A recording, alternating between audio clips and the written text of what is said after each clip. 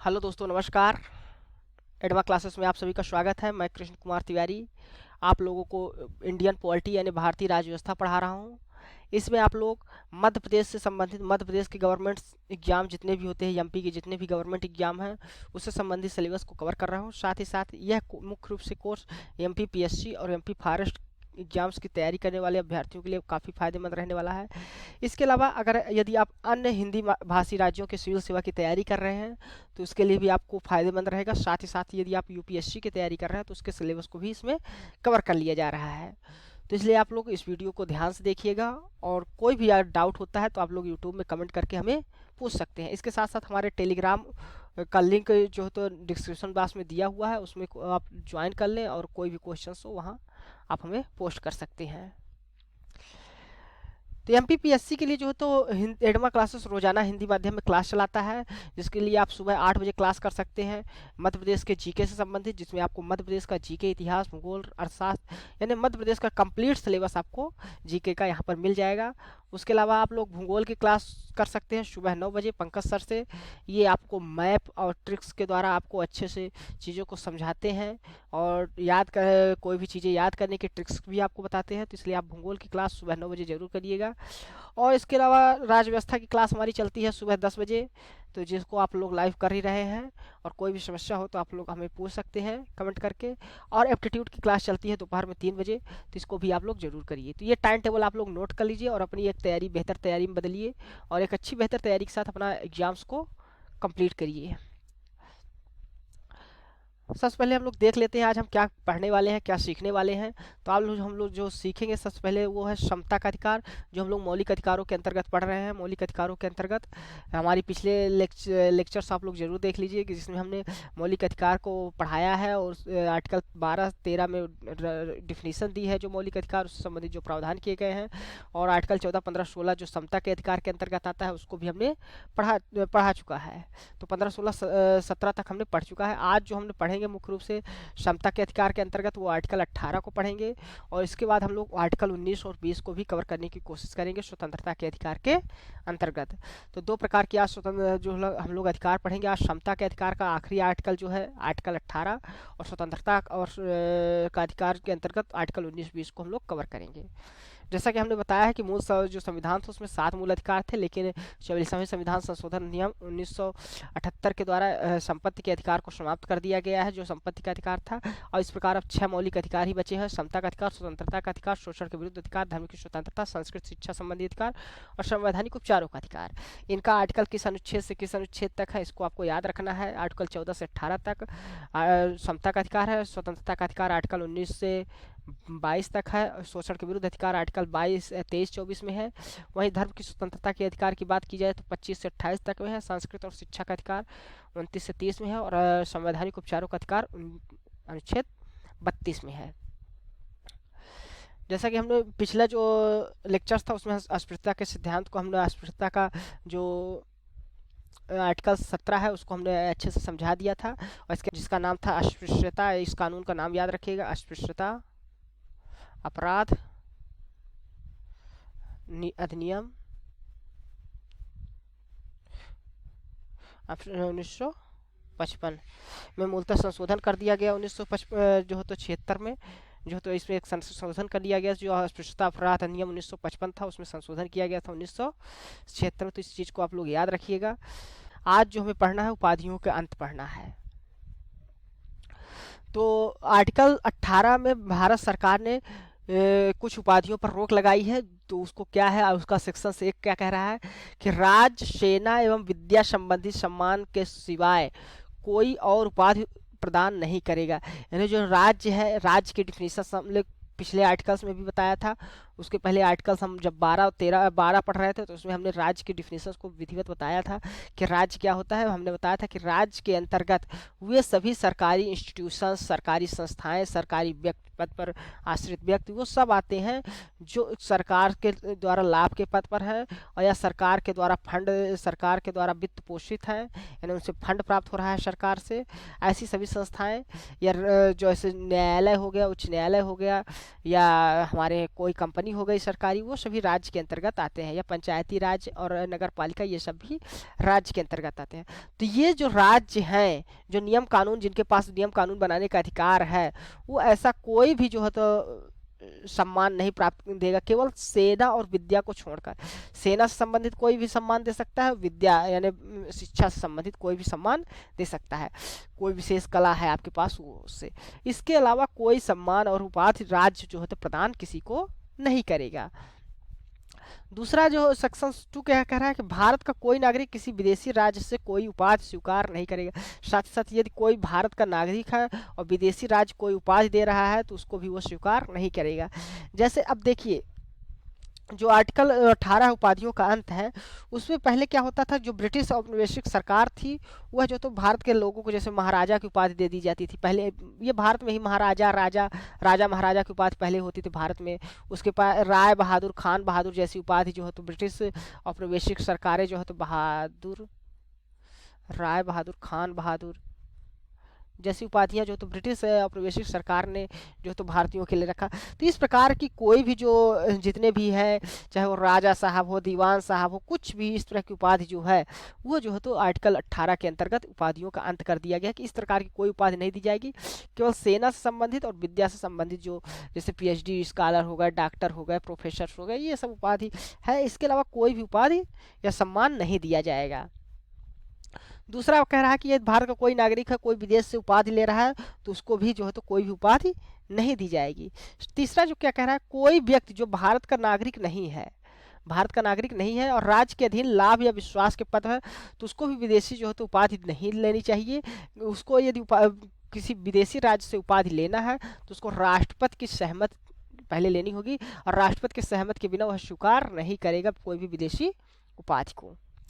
इसके अलावा जब वहीं देखें जो सेक्शन 4 है, राज्य के अधीन लाभ या विश्वास के पद पर रहने व धारण करने वाला कोई भी व्यक्ति विदेशी राज्य या उसके अधीन किसी भी रूप में कोई भेंट, उपलब्ध या पद राष्ट्रपति की सहमति के बिना स्वीकार नहीं करेगा। न तो कोई भेंट उपलब्ध करेगा, न तो कोई उपलब्धि, और ना ही कोई पद। यदि भारत में जो तो लाभ के पद पर कोई व्यक्ति कार्य कर रहा है भारतीय राज्य के अंतर्गत, तो उसके लिए ऐसा करने के लिए भी उसको जो तो राष्ट्रपति की परमिशन की आवश्यकता होगी, राष्ट्रपति की सहमति लेनी पड़ेगी, तभी वह ऐसा कोई कार्य कर सकता है। भारत में कुछ जो है तो पुरस्कार दिए जाते हैं, जैसे पद्म भूषण, पद्म विभूषण, भारत रत्न, यानी पद्म पुरस्कार जितने भी हो गए और पद्म और जितने भारत रत्न हो गए, ठीक ना, भारत रत्न, तो ये सब जो है तो पुरस्कार दिए जाते हैं। ये कोई उपाधि नहीं है। ये भारत सरकार न्यायालय में ये केस गया था 1996 में, 1996 में तो सर्वोच्च न्यायालय ने कह दिया था कि यह कोई उपाधि नहीं है, यह भारत सरकार के द्वारा उपाधि नहीं है, इसको कोई भी व्यक्ति अपने नाम के पहले नहीं लगाएगा। जो उपाधियां भारत सरकार द्वारा दी जाती हैं, इनको कोई नाम के पहले, नाम के उपसर्ग के रूप में इसका इस्तेमाल नहीं कर सकेगा। तो इस प्रकार ये सारे जो हमारे पद्म पुरस्कार हैं और भारत रत्न, इनको जो है तो सर्वोच्च न्यायालय ने कोई भी उपाधि मानने से मना कर दिया है कि ये उपाधि नहीं है, ये एक सम्मान है जो दिया जाता है भारत के लोगों को। तो उपाधियों के अंत से संबंधित ये आर्टिकल 18 था। यदि आपको अभी भी कोई कन्फ्यूजन है तो आप हमें कमेंट करके पूछ सकते हैं। अब हम लोग आ रहे हैं स्वतंत्रता के अधिकार को।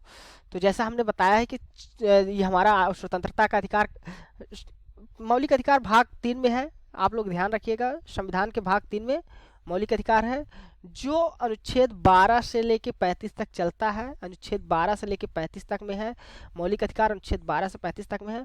उसको 6 भागों में बांटा गया है। मौलिक अधिकार 6 प्रकार के मौलिक अधिकार हैं, जिसमें हमारा स्वतंत्रता का अधिकार जो है वो 19 से लेके आर्टिकल 22 तक में है।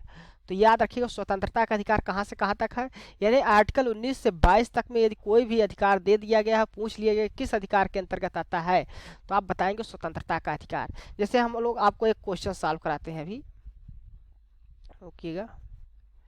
न्यू स्क्रीन हम लोग ले लेते हैं, ब्लैक स्क्रीन ले लेते हैं। मान लीजिए क्वेश्चन आता है कि अस्पृश्यता का अंत किस प्रकार का मौलिक अधिकार है, ये क्वेश्चन आपका है। और यहाँ पर 4 ऑप्शन दे दिया जाता है। पहला दे दिया जाता है समता का अधिकार, दूसरा दे दिया स्वतंत्रता का अधिकार,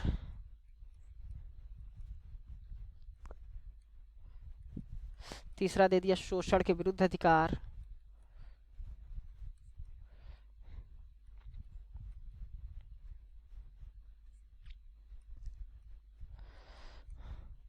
और चौथा दे दिया क्या कि सांस्कृतिक और शिक्षा का अधिकार।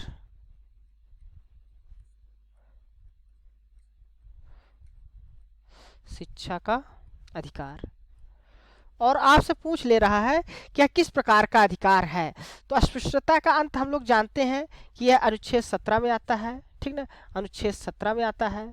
तो अनुच्छेद 17 जो है तो समता के अधीन के अंतर्गत आता है, क्योंकि यह आर्टिकल 14 से लेकर आर्टिकल 18 तक है समता का अधिकार।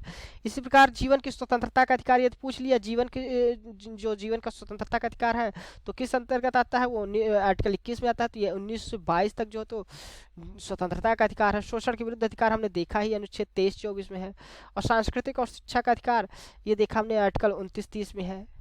तो इस प्रकार अगर कोई भी अधिकार पूछ लिया जाता है तो किस अधिकार आर्टिकल के अंतर्गत आता है, इसको आपको नॉलेज होना चाहिए और उसको आप लोग आसानी से क्वेश्चंस को हल कर सकते हैं। इस प्रकार के क्वेश्चंस पूछ लिए जाते हैं एग्जाम में। इसके अलावा यदि हम लोग एक और क्वेश्चन आपको कराने की कोशिश करते हैं, चलिए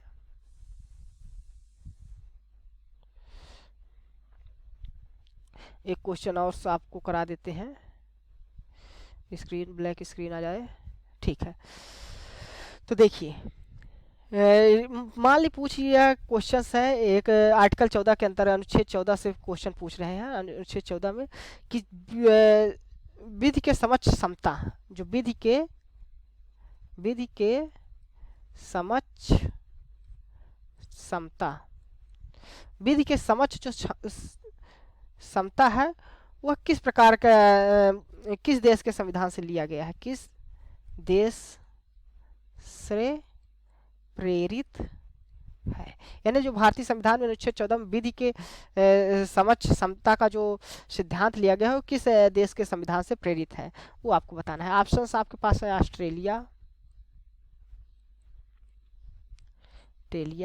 दूसरा है कनाडा, तीसरा है अमेरिका और चौथा है ब्रिटेन। यदि आपसे यह पूछ लिया जाता है ब्रिटेन तो किस देश के संविधान से लिया गया है, तो आपको यह ध्यान रखना है कि जो विधि के समक्ष समता का सिद्धांत है वो भारतीय संविधान में ब्रिटेन के संविधान से लिया गया है। यहीं पर जो है तो आर्टिकल 14 में एक और बात होती है कि विधि के समान संरक्षण का सिद्धांत, विधि के समक्ष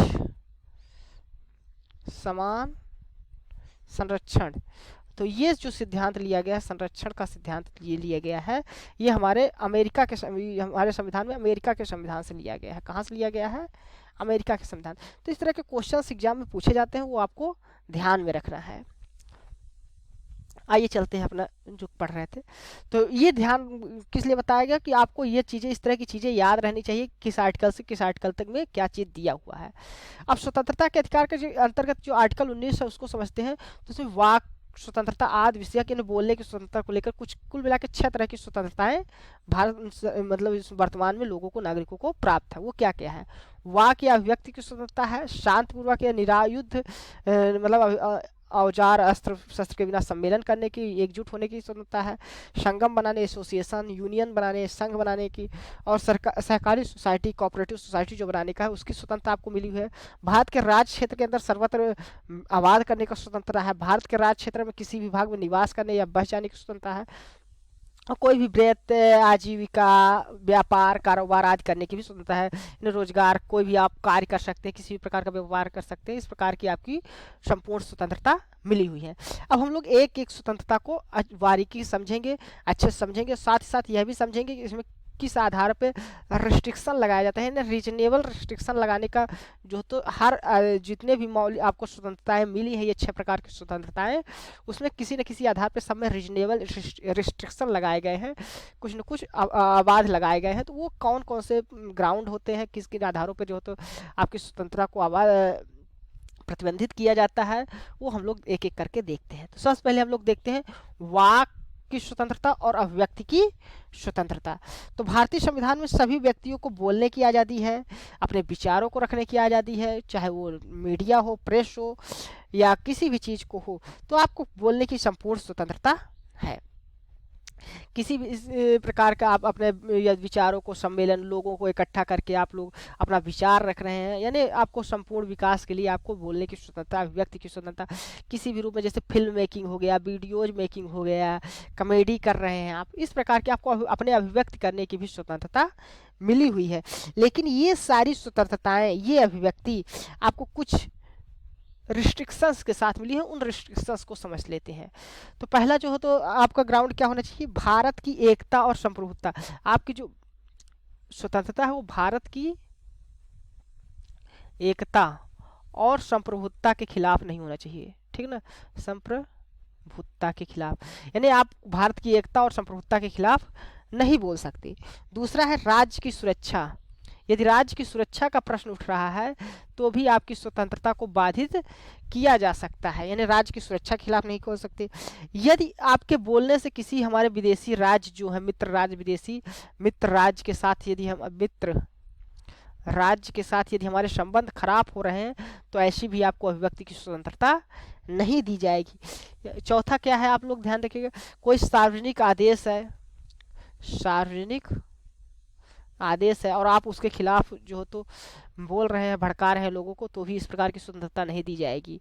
यह न्यायालय की कोई चीज़ जो हो तो न्यायालय ने कहा है और न्यायालय के आप लोग जो आदेश है, न्यायालय के आदेशों की अवमानना कर रहे हैं, अवमानना, तो इन आधारों पे आपको जो है तो रोका जा सकता है अपनी वाक स्वतंत्रता और अभिव्यक्ति की जो स्वतंत्रता है उसको। इसके अलावा यदि आप कोई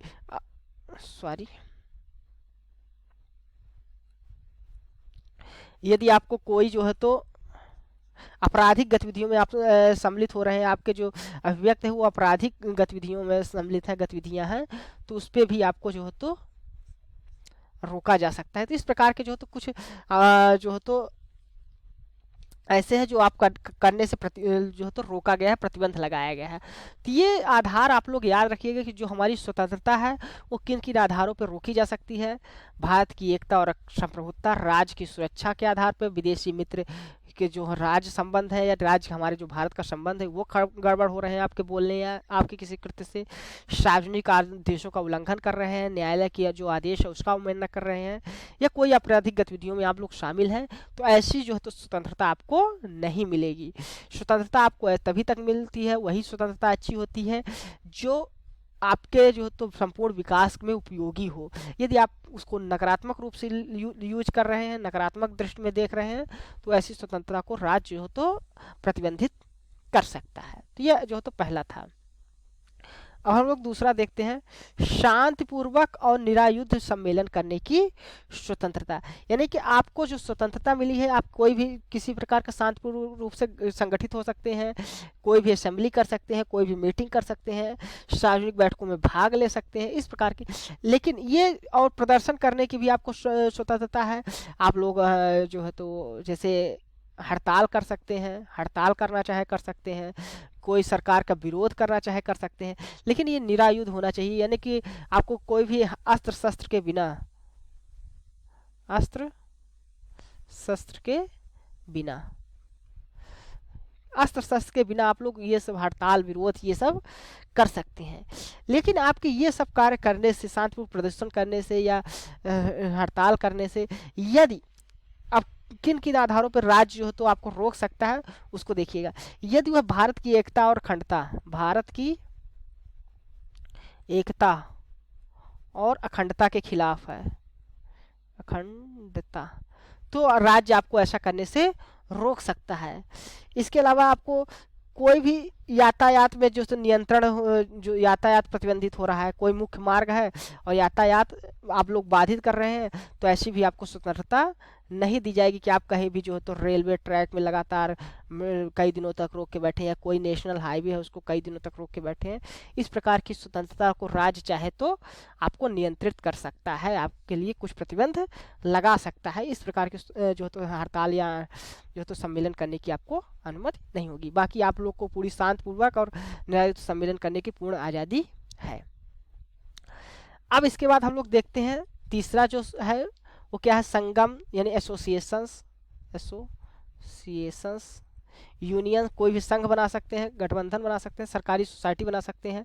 तो यदि आप भारत के लिए कोई भी कार्य करना चाहते हैं, मतलब कोई भी एनजीओ टाइप का कार्य कर रहे हैं, सरकारी सोसाइटी बना रहे हैं, कोई पार्टी बना रहे हैं, चुनाव लड़ रहे हैं, इस प्रकार के आपको कार्य करने की, राजनीतिक दल बना के कंपनी बनाना चाहते हैं, कोई कंपनी बना के कार्य करना चाहते हैं, कोई व्यापार करना चाहे, व्यापार के लिए संगठन बना रहे हैं, तो इस प्रकार लोगों का जो है तो आप लोग संगठन बनाने की आपको पूरी आज़ादी है।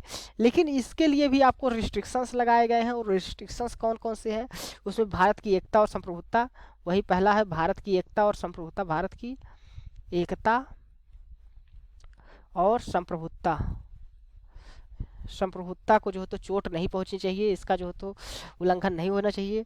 दूसरा बात है कि सार्वजनिक जो आदेश होते हैं गवर्नमेंट के, सार्वजनिक जनिक आदेश हो गए, जो सार्वजनिक आदेश हो गए उनके खिलाफ आप न बोलिए, ठीक है। कानूनी जो नागरिकों को कानूनी प्रक्रिया है उसके तहत आप किसी प्रकार की बाधा न पहुंचाइए, कानून को अपना कार्य करने दीजिए। तो इस प्रकार के यदि आप लोग इस इन आधारों पे जो है तो आपकी स्वतंत्रता को प्रतिबंधित किया जा सकता है।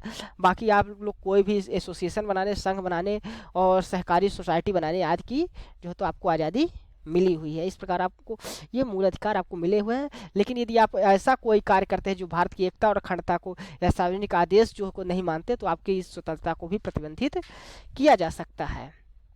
इसके अलावा हम लोग तीसरा देखते हैं, अगला देखते हैं क्या है, भारत के राज्य क्षेत्र में सर्वत्र आबाद करने की स्वतंत्रता है।